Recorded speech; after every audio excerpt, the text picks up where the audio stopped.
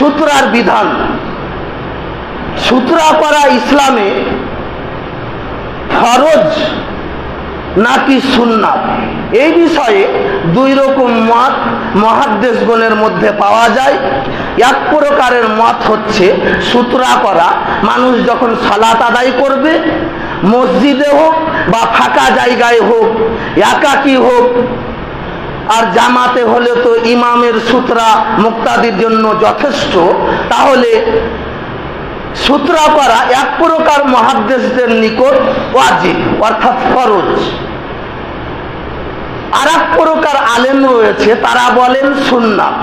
এই দুইটার ভিতরে একটা আপনাকে আমাকে মানতেই হবে, হয় ওয়াজিব মনে করে আমল করতে হবে, আর না হয় সুন্নাত মনে করে আমল করতে হবে। যারা সুতরা করাকে ওয়াজিব মনে করেছেন তারা হচ্ছেন নাসরুদ্দিন আলবানী রহমাহুল্লাহ, ইমাম শাওকানি রহমাহুল্লাহ, ইমাম ইবনে হাজাম রহমাহুল্লাহ, আব্দুর রহমান মুবারকপুরি, এ সমস্ত মুহাদ্দিসগণ বলেন সুতরা করা ওয়াজিব। তারা কোন দলিলগুলো দিয়ে ওয়াজিব বলেছেন, এই দলিলগুলো আপনাদের সামনে পেশ করব।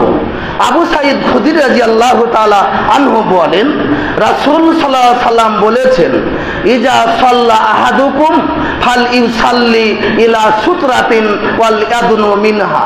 তোমাদের মধ্যে যখন কোনো ব্যক্তি সালাত আদায় করবে, তখন সেজন্য সুতরা করে সালাত আদায় করে, ওয়াল ইয়াদনু মিনহা, এবং সুতরার নিকটবর্তী দাঁড়ায়। হাদিস আবু দাউদ 698 নম্বর হাদিস, ইবনে মাজাহ 954 নম্বর হাদিস। এক নম্বর দলিল।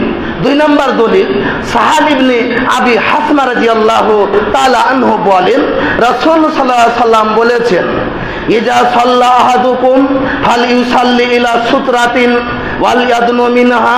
তোমাদের মধ্যে যখন কোনো ব্যক্তি সালাত আদায় করবে, তখন যেন সে সুতরা করে সালাত আদায় করে। ওয়াল ইয়াদনু মিনহা, সুতরার নিকটবর্তী দাঁড়াবে।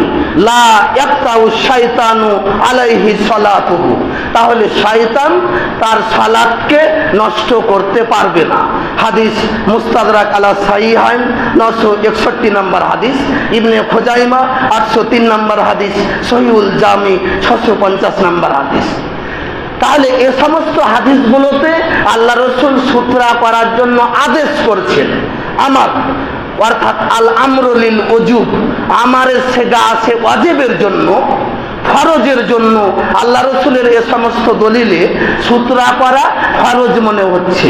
আরো দলিল নেন, আব্দুল্লাহ ইবনে উমর রাদিয়াল্লাহু তাআলা আনহু বলেন, রাসূল সাল্লাল্লাহু আলাইহি সাল্লাম বলেছেন, লা তুসাল্লি ইল্লা ইলা সুতরাতিন, তোমরা সুতরা করা ছাড়া সালাত আদায় করো না। তুমি সুতরা করা ছাড়া সালাত আদায় করো না। ওয়ালা তাদা আহাদান ইয়ামুরু বাইনা ইয়াদাইকা, তোমার সামনে দিয়ে যখন তুমি সুতরা করে সালাত আদায় করবে, সুতরার ভিতর দিয়ে কোনো ব্যক্তি যখন অতিক্রম করার চেষ্টা করবে, তাকে বাধা দিবে, তাকে যেতে দিবে না। ফাইন আবা, সে যদি অস্বীকার করে, ফালতুকা তিলহু, তাহলে তুমি তার সাথে লড়াই করবে। ফাইন্নামা হুয়া শয়তান, কারণ সে হচ্ছে শয়তান। সহিহ ইবনে হিব্বান 1362 নম্বর হাদিস, ইবনে খুজাইমা 800 নম্বর হাদিস। আরো একটি হাদিস রয়েছে, আনাস রাদিয়াল্লাহু তাআলা আনহু বলেন, আব্দুল্লাহ ইবনে উমর রাদিয়াল্লাহু তাআলা আনহু বলেন, রাসূল সাল্লাল্লাহু আলাইহি সাল্লাম বলেছেন, লা তুসাল্লু ইল্লা ইলা সুতরা, তোমরা সুতরা করা ছাড়া সালাত আদায় করো না।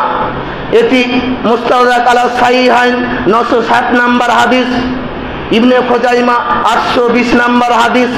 সাহাল ইবনে সাদ রাদিয়াল্লাহু তাআলা আনহু বলেন, রাসূল সাল্লাল্লাহু আলাইহি সাল্লাম বলেছেন, ইজা সাল্লা আহাদুকুম ফাল ইয়াস্তাতির ওয়াল ইয়াক্তারিব মিনাস সুতরা, তোমাদের মধ্যে যখন কেউ সালাত আদায় করবে, তখন সে যেন আড়াল করে সালাত আদায় করে, অর্থাৎ সামনে কোনো কিছু দিয়ে আড়াল করে। ওয়াল ইয়াক্তারিব মিনাস সুতরা, সুতরার নিকটবর্তী দাঁড়ায়। ফাইন্না শাইতানা ইয়ামুরু বাইনা ইয়াদাই, কারণ যে শয়তান মানুষের সামনে দিয়ে অতিক্রম করে, সুতরা দিলে সে আর ভিতর দিয়ে যেতে পারবে না। হাদিস সারা সুন্নাহ ইমাম বাগাবির গ্রন্থ 537 নম্বরে তিনি এই হাদিসটি এনেছেন। আরো একটি হাদিস নেন, মুস্তাদরাক আলা সাহিহাইন 964 নম্বর হাদিস, সিলসিলা সহিহা 2783 নম্বর হাদিস। সাবরা বিন মাহবাদ রাদিয়াল্লাহু তাআলা আনহু বলেন, রাসূল সাল্লাল্লাহু আলাইহি সাল্লাম বলেছেন, লা ইয়াসতুর আহাদুকুম সালাতাহু, তোমরা অবশ্যই যখন সালাত আদায় করবে তখন পর্দা করে সালাত আদায় করবে, অর্থাৎ সুতরা করবে। ওয়ালাউ বিসাহমিন, যদিও একটি তীর হয়, একটি তীরের মাধ্যমে হলেও তোমরা সুতরা করে সালাত আদায় করবে। আরো একটি হাদিস রয়েছে সহিহ মুসলিম 996 নম্বর হাদিস। সময় সংক্ষিপ্ত এই কারণে বললাম না। এরপরে আমরা আলোচনা করব এক প্রকারের আলেম বা মুহাদ্দিস তারা সুতরা করাকে সুন্নাত বলেছেন, এক প্রকারের বললাম ওয়াজিব ফরজ। দলিলগুলো পেশ করলাম এবং কারা কারা বলেছেন তাদের নাম বললাম। দুই নাম্বার মত, অনেক আলেম মুহাদ্দিসদের মত যে সুতরা করা সুন্নাত। তাদের দলিল সহিহ বুখারী 76 নম্বর হাদিস, 493 নম্বর হাদিস। এই হাদিসটি ইমাম বুখারী 5 জায়গায় এনেছেন। হাদিসটি অনুবাদ করে আব্দুল্লাহ ইবনে আব্বাস রাদিয়াল্লাহু তাআলা আনহুমা থেকে তিনি বর্ণিত, তিনি বলেন, আকবালতু রাকিবান আলা হিমারিন আতানিন, একদা আমি মাদি গাধার উপর সওয়ার হয়ে আসলাম। ওয়া আনা ইয়াউমাইদিন কাদ নাহাজতুল ইহতিলামা, ওই সময় প্রায় আমি যুবক হওয়ার নিকটবর্তী ছিলাম। ওয়া রাসূলুল্লাহ সাল্লাল্লাহু আলাইহি সাল্লাম ইউসাল্লি বিন নাসে বেমিনান ইলা গায়রে জিদারিন, আমি মাদি গাধাতে সওয়ার হয়ে আসলাম, দেখলাম আল্লাহ রাসূল মিনার মাঠে মানুষদেরকে নিয়ে দেওয়াল ছাড়াই সালাত আদায় করছেন। ফামারারতু বাইনা ইয়াদাই বাজা সাফে, আমি কোন একটা কাতারের সামনে দিয়ে কিছুটা অতিক্রম করলাম গাধা নিয়ে। ফানাসালতু, এরপর আমি মাদি গাধা থেকে নামলাম। ওয়া আরসালতুল আতানা তারতাউ, আমি মাদি গাধাটিকে ছেড়ে দিলাম ঘাস খাওয়ার জন্য। ওয়া দাখালতু ফি সাফে, এবং আমি কাতারে শামিল হয়ে গেলাম। ফালাম ইনকির দালিকা আলাইয়া আহাদুন, কেউ আমাকে কিছু বলেনি। সালাত আল্লাহ রসুল আদায় করছেন অনেক মানুষকে নিয়ে। ইবনে আব্বাস গাধাতে করে আসলেন এবং সামনের বা কোনো কাতারের দিয়ে অতিক্রম করলেন, গাধাকে ছেড়ে দিলেন। এরপরে তিনি কাতারে সামিল হলেন। আল্লাহ রসুল বা কোনো সাহাবী কিছুই বলেননি। আল্লাহ রসুল সালাত আদায় করছিলেন এলা গায়রে জিদারিন, কোনো দেওয়াল ছাড়াই, কোনো দেওয়াল ছিল না।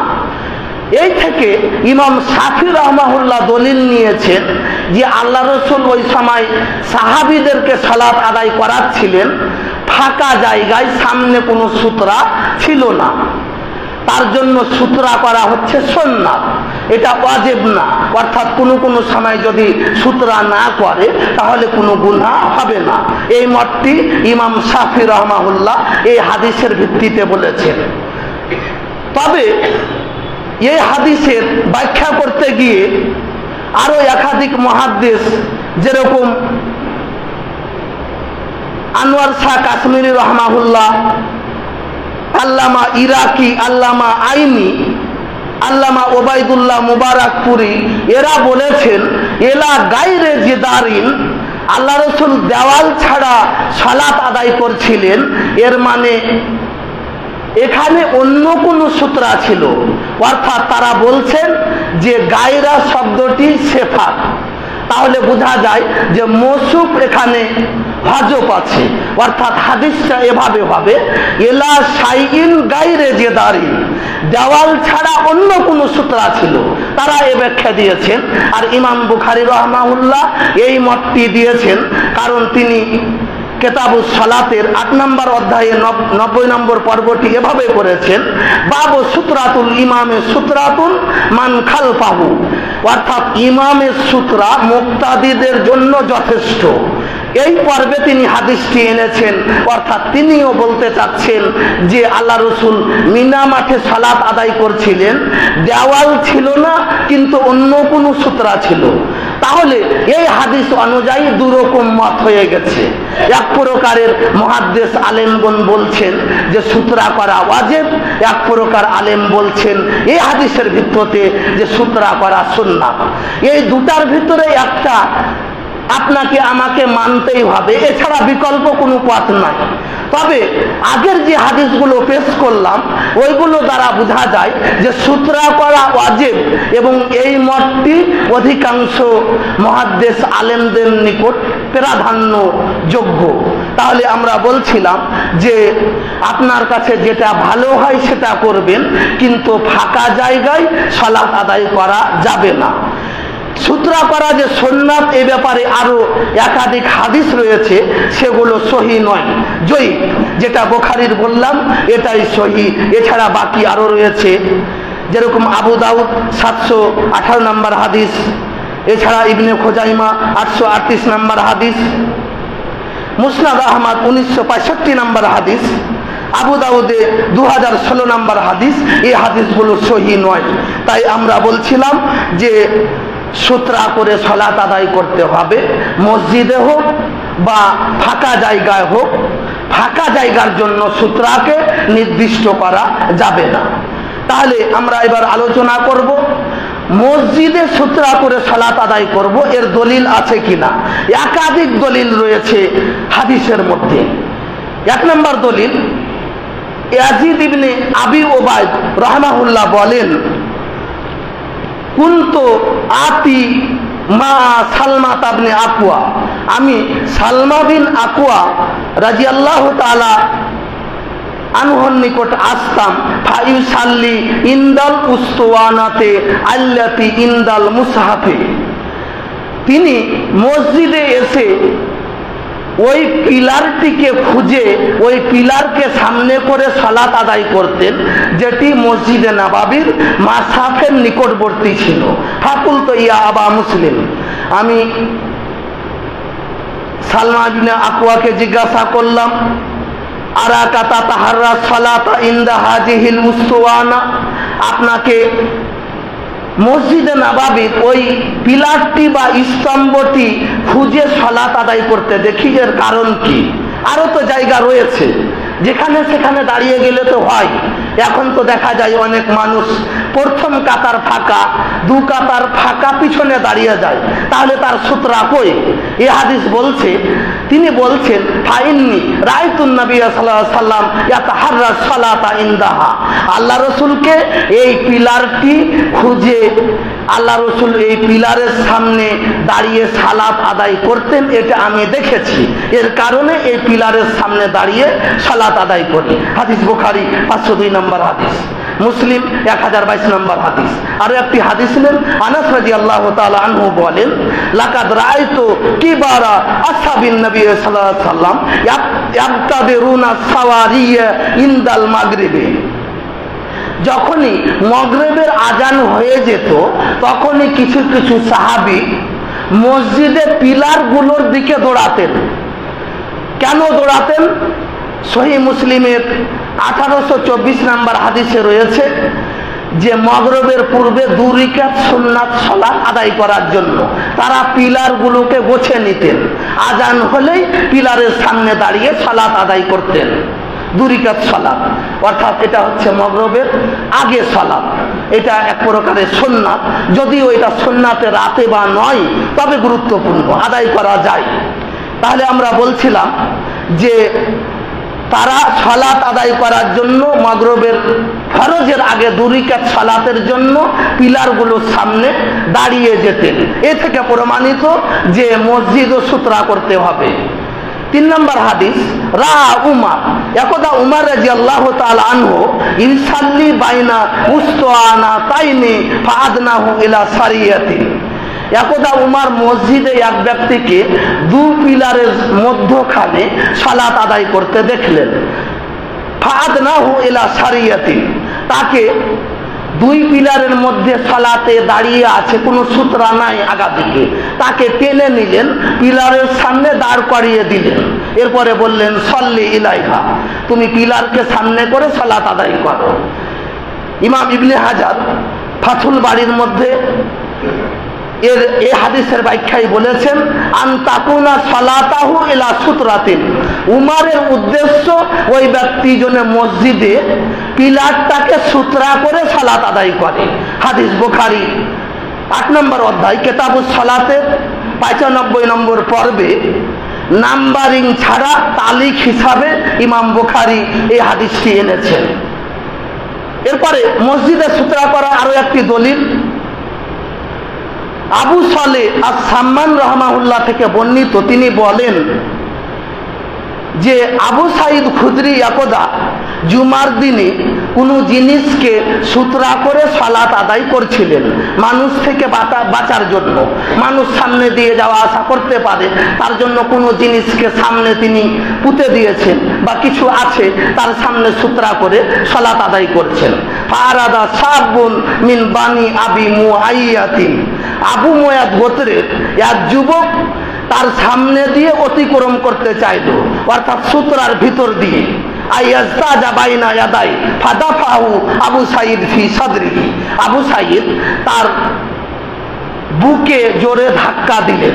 ফানাজারা সাব, এরপরে যুবক আবার চোখ তুলে দেখছে যে তার আর কোনো পথ নাই, সামনে দিয়ে আবু সাঈদ যে সালাত আদায় করছেন তার সামনে দিয়ে যাওয়া ছাড়া কোনো পথ নাই।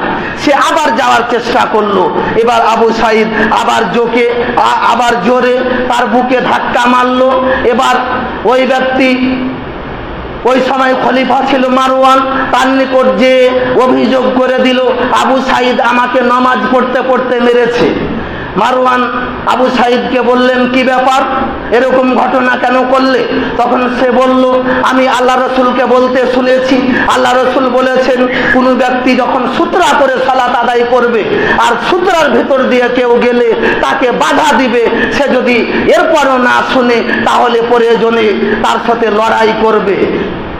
এরপরে মারওয়ান আল্লাহ রসুলের হাদিস পেয়ে চুপচাপ আর কিছু বললেন না। হাদিস বুখারী 509 নম্বর হাদিস, মুসলিম 1016 নম্বর হাদিস। যদিও মসজিদের কথা নাই, কিন্তু ফাথুল বাড়ির মধ্যে ইমাম ইবনে হাজার আসকালানী রাহমাহুল্লাহ এই হাদিসের ব্যাখ্যা করতে গিয়ে আবু নাঈম তিনার গ্রন্থ কিতাবুস সালাতের হাওয়ালা দিয়ে বলেছেন যে জুমার দিন তিনি বাড়িতে ছিলেন, অর্থাৎ তিনি মসজিদে এসে সালাত আদায় করছিলেন। তাহলে বোঝা যায় যে মসজিদ ও সূত্রা করতে হবে। আরো দলিল দেন আনাস রাদিয়াল্লাহু তাআলা আনহু থেকে বর্ণিত ফি মসজিদিল হারাম, তিনি মসজিদে হারামে একদা সালাত আদায় করছিলেন। কাদ নাসাবা আসান ইসাল্লি ইলাইহা, তিনি একটা লাঠি সামনে গেড়ে দিলেন এবং লাঠিকে সামনে রেখে সালাত আদায় করছেন। এই হাদিস আবি সাইবাতে পাবেন। ইমাম ইবনে রাজাব হাম্বলি রাহমাহুল্লাহ তার গ্রন্থ ফাথুল বাড়িতে এই হাদিসটি এনেছেন। নাফে থেকে আরো একটি হাদিস, ইবনে উমার রাদিয়াল্লাহু তাআলা আনহু ইয়াজালাম ইয়াজিদ সাবিলান সারিয়াতান মিনাস সাওয়ারিল মসজিদ, ইবনে উমার মসজিদে এসে যখন কোনো কিছু সামনে পেতেন না সূত্রা করার জন্য, তখন নাফেকে বলতেন তুমি আমার সামনে বসে যাও। এবার তিনি তাকে সামনে বসিয়ে রেখে সালাত আদায় করতেন। এটিও আবি সাইবা 2895 নম্বর হাদিস। ইমাম ইবনে রাজাব হাম্বলি রাহমাহুল্লাহ ফাথুল বাড়ির মধ্যে নিয়ে এসেছেন। আমরা বলছিলাম এতগুলো দলিল দিয়ে যে মসজিদে সূত্রা করতে হবে, এরপরও অনেকে আলেমও বলে যে মসজিদে কোনো সূত্রার প্রয়োজন নাই। জি না, সরাসরি এই হাদিসগুলোর বিরোধী, এ কথাই ঠিক। তাহলে সময় হয়ে গেছে। আমরা বলছিলাম আরো একটি হাদিসের নাম্বারিং বলে দিই। বুখারী 1599 নম্বর হাদিস, আল্লাহ রসুল মক্কা বিজয়ের দিন যখন কাবাতে ঢুকলেন তখন তিনি 2 রাকাত সালাত আদায় করছিলেন। কাবা শরীফের দেওয়াল থেকে 3 হাত পিছনে। তাহলে পিছনে তো আরো জায়গা ছিল, আল্লাহ রসুল তো 10 হাত 6 হাত দূরে দাঁড়াতে পারতেন, তাহলে 3 হাত পিছনে কেন দাঁড়ালেন? এর মানে তিনি দেওয়ালকে সুতরা করলেন। সাহাল ইবনে সাদ থেকে এভাবে বর্ণিত রয়েছে, আল্লাহ রসুল যে মসজিদে নববীতে যে জায়গায় সালাত আদায় করতেন তার সামনে জায়গা এবং দেওয়ালের মধ্যে একটা ছাগলের বাচ্চা যাওয়ার সমান জায়গা থাকতো। তাহলে বোঝা যায় যে সামনে 5 হাত 10 হাত জায়গা ছেড়ে দিয়ে পিছনে মসজিদে সালাত আদায় করবে, এই হাদিসগুলো বিরোধী। তাহলে আমরা বলছিলাম যে সুতরা করতে হবে, শুধু ফাঁকা জায়গার জন্য খাস নয়, মসজিদে হোক বাড়িতে হোক যেখানে মানুষ সালাত আদায় করবে সুতরা করতে হবে। এগুলো আমরা বলার মাধ্যমে আপনাদের বলতে চাই, আপনারা সুতরা করে সালাত আদায় করবেন, আমরা যেন চেষ্টা করি। আমিন। আউযু বিল্লাহি মিনাশ শাইতানির